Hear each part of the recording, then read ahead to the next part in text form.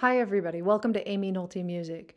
In the past, I have made you videos about comping with rootless voicings, and of course, comping means when you are the one who is responsible for playing the chords in a jazz group. You might be playing the guitar, you might be playing piano, maybe the organ, maybe the vibes. There's a few possibilities. But the main thing about rootless voicings is that you don't want to be playing the root. So I've got a couple other videos that go into great detail about how to start and how to progress, but today is this comprehensive guide to all the ways that I comp, pretty much. We start out talking about thirds and sevens, and we move to closed voicings, and we move to open voicings, and then we even move beyond that today into the realm of 5 and 6 note voicings so that you can get a much bigger sound when you're comping for somebody who's taking some crazy solo. The tune that we're going to use today is Airegin by Sonny Rollins. It's a great tune, and if you don't know it, why don't you go listen to a couple of recordings of it before we start playing over there on the piano. Let's dive in. All right, the nice thing about the tune Airegin, and actually about many jazz standards, is that there are a lot of 2-5-1s and a lot of chords that have really strong guide tones. Now the guide tones are the 3rd and 7. For instance, we're starting on F minor, right? I'm going to give you this rule right from the beginning. I don't really want to go higher than about a G, and I don't want to go any lower than probably a D flat. So I'd like to keep my comping hand right in the middle of the piano. It's kind of the meaty part of the piano for where chords just tend to sound the best and not muddy, not too bright. So we have to decide on a place for a 3rd and 7 for the F minor chord. It can either be here with the 7 on the bottom, or it can be here with a 3rd on the bottom. I'd like to start right in the middle of the piano whenever I can.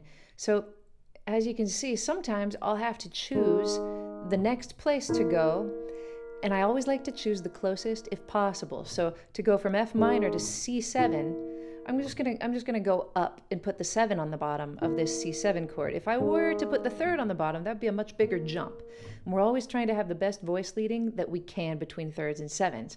So I'm just gonna press play on the iReal Pro app play along track and show you whole notes and half notes, playing only 3rds and 7s, trying my best to have good voice leading and to stay in the middle of the piano. Sometimes you'll note that when we're playing 3rds and 7s, we tend to drop and then drop and then drop and then drop. Like it just goes down and down. So every now and then you'll see that I've worked my way almost down to a D flat, and I'm gonna have to make a jump to kind of reset and start again. Now I try not to jump in the middle of a 2-5-1. I try to jump after the 1 has happened if I can, and then, make a fresh start. So here we go. 1, 2, 3, 4.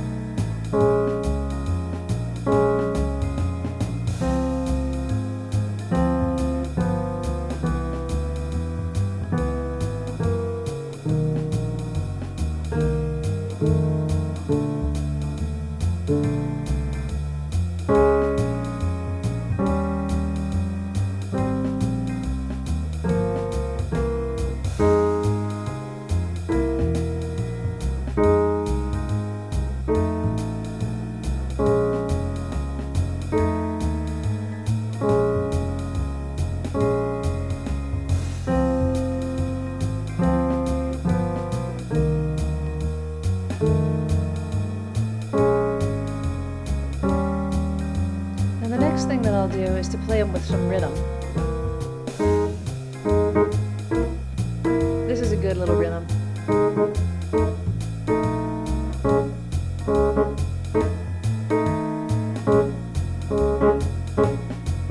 Just all the way through.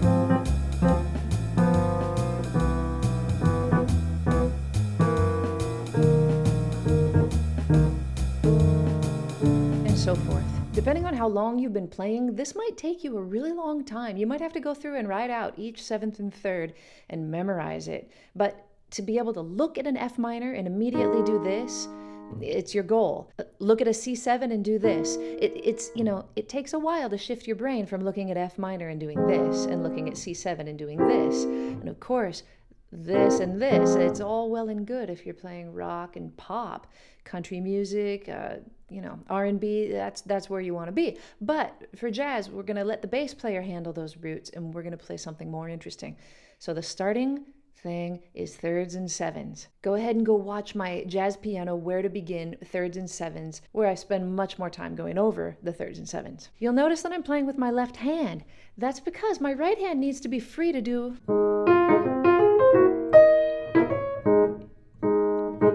like that. Or maybe I want to free up my right hand to take a solo.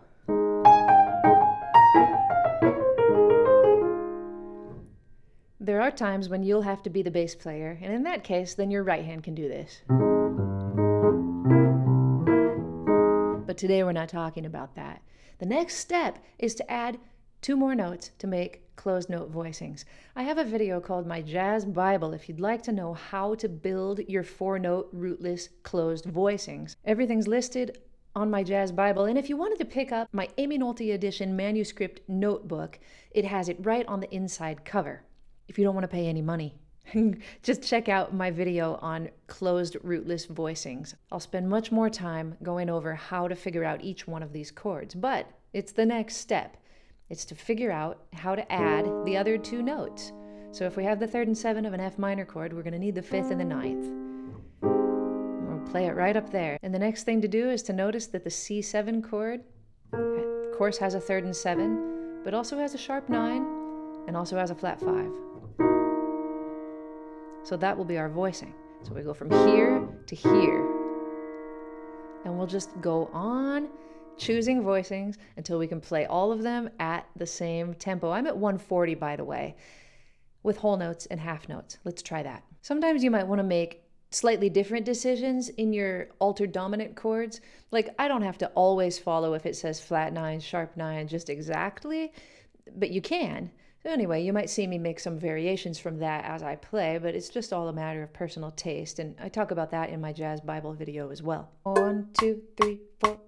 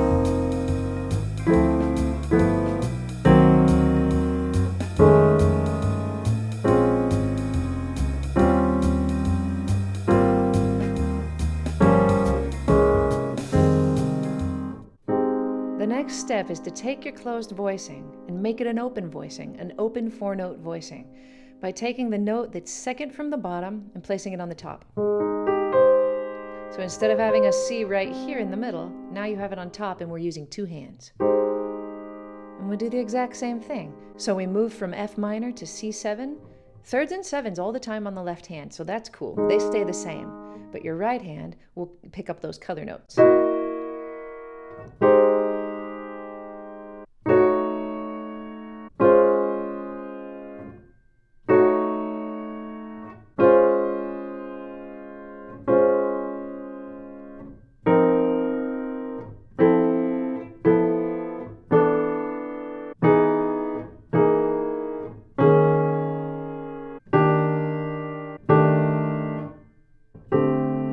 Hop back up.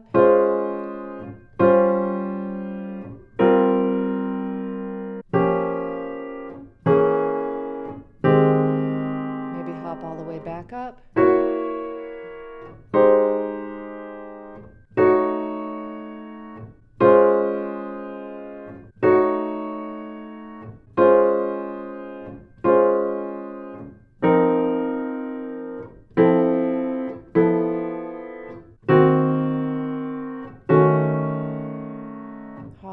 because I'm getting too low.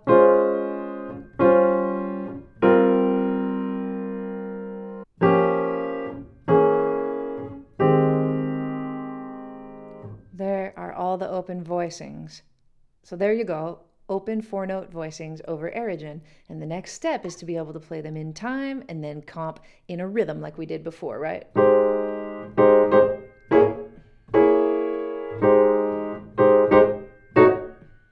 Just same rhythm is fine. If you'd like to vary your rhythm, by all means, vary your rhythm. But I wanted to give you something solid. It's quarter note, rest, quarter rest, and then 2 eighth notes on beat 3.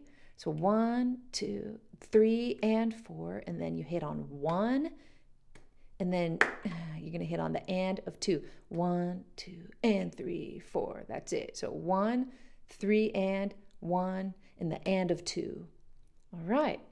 So this is as far as I've ever taken you, right to here. And people ask me all the time, what's the next step? What do you do? All right, I'd like to tell it to you. When your soloist is, just playing and it's the beginning of their solo, these are great chords to play. It just gives them like a nice foundation, a good little bedrock to build on. And as they start to build their solo, you need to be able to give more excitement. So here's the next step in the Aimee Nolte school of thought. The next step is to go back to closed voicings with your left hand and to use your right hand in a different way. So back to closed voicings with your left hand, right? But your right hand now plays octaves. All right, so we're going to have some 6-note voicings, and you can choose any of the notes that are in my jazz Bible that sound good on any of these chords. Just at your free will and discretion, you can just pick and choose. So this is a nice one to start with the 5th on top. I might do that, and then I'll notice that the 5th of F minor is also the root of C major, or of C7, so I might keep it. I might go up to that flat 9 for a second and then come back. Then I might highlight that sharp 5 on the F7 chord. I might keep it. Then I might... Right there, I just kind of played a melody. And that's kind of how I think of this upper octave, is playing notes that sound good on the chord and also playing a melody. Like a nice little, just not a non-intrusive melody that sounds good.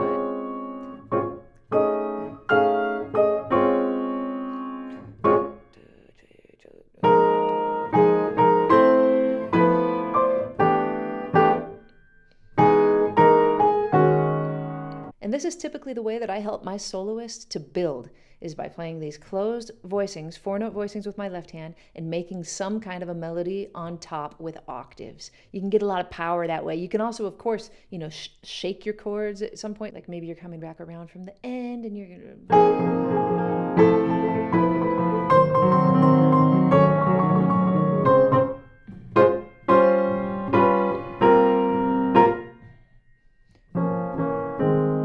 Go back to something simple. You've got these options. You've got to be able to do them all. And when you take a solo, you don't need much more than just thirds and sevens with your left hand. But you also, you can go from thirds and sevens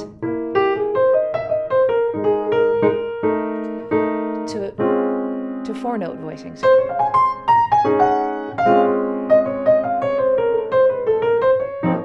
Back to thirds and sevens.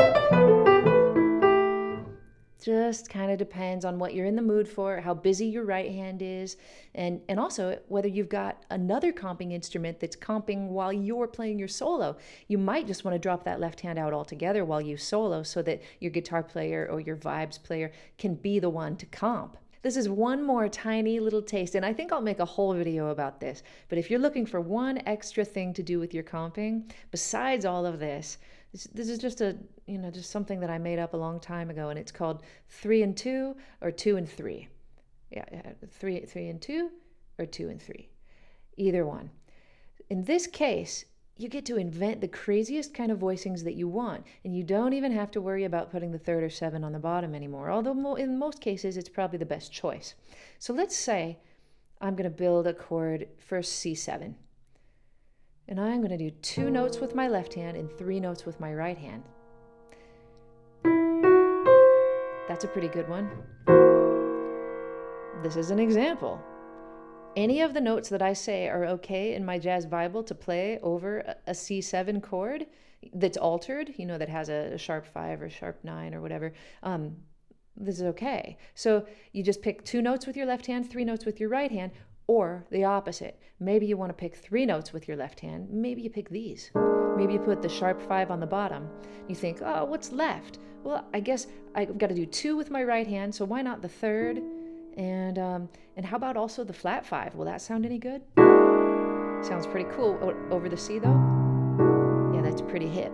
So sometimes if I just think about 3 notes here and 2 notes here, or vice versa, 2 notes here, like say we're playing F major, right? Maybe I'll play the 3rd and the 13. With this hand, maybe I'll play this kind of a cluster. And that's beautiful, right? Another nice way to build this, especially if whether you do 2 on the bottom or 3 on the bottom, is to always have a 4th on the bottom and a 2nd on the top. I like to do that sometimes too. So let's pretend we've got what? Maybe F minor. We can maybe play the root even and build in 4ths. And then we have some kind of 2nd with our right hand. Could be this one, could be this one, could be this one. Those are the 2nds that are okay in F minor, right? Avoiding the 6. Anyway, this is just kind of an extra little creative thing that I like to do, either 3 and 2 or 2 and 3. I hope that gave you a really good idea of all of the comping possibilities. And of course, you know, other piano players have their own styles and things that they'll teach you, but these are mine. This kind of runs the gamut of what I do when I play. Thanks everybody for watching Aimee Nolte Music. Don't forget to subscribe and to go watch those earlier videos because I go into a lot more detail there. I'll see you next time on Aimee Nolte Music.